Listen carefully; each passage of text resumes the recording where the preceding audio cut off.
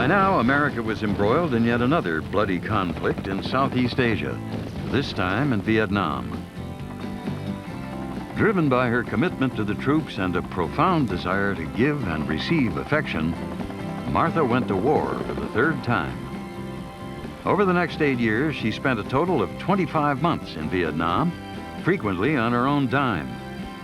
She had worked her way up through the ranks from private to lieutenant colonel and member of the elite Special Forces unit, the Green Berets.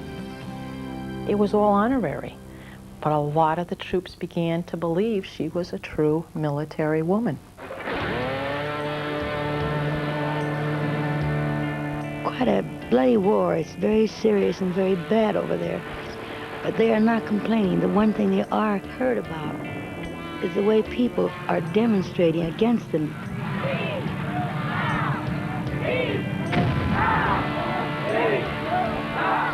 And they asked me to please tell the people to try to understand and show them a little more respect, because these men are there because of our America.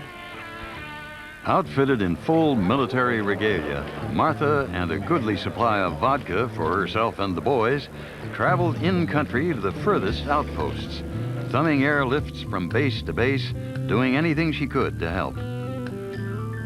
She became whatever anybody needed her to be, their mother, their nurse, their sweetheart, whatever.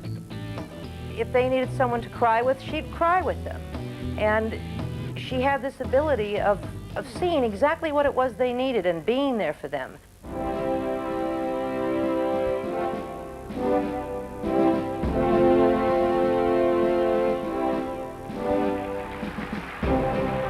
And although Martha did nothing to publicize her efforts, they were recognized by the military. In both 1966 and 1967, General William Westmoreland presented her with certificates of appreciation. And in 1969, Martha Raye became the first woman to receive the Academy of Motion Picture Arts and Sciences Jean Hersholt Humanitarian Award. But were lifted in 1993 when the Medals for Maggie Committee sent the signatures of 40,000 veterans to President Bill Clinton. They convinced him to award the Presidential Medal of Freedom, this country's highest civilian award, to Miss Martha Raye. On October 19, 1994, 78-year-old Martha Raye died at Cedars-Sinai Hospital in Los Angeles. At her own request, Martha was buried in the military cemetery at Fort Bragg.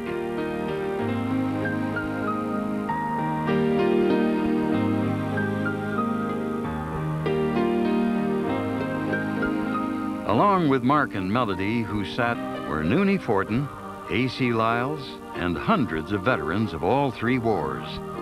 And she asked to be among them when she passed.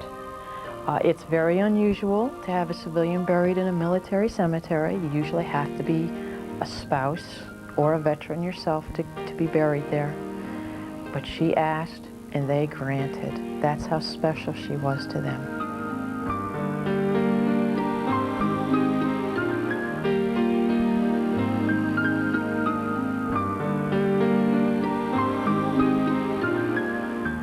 Maggie was buried in full uniform, ribbons and everything, holding a bottle of vodka, because she said, slip me a little shot of vodka before you close the casket. So we closed the casket, and Maggie had her vodka right with her.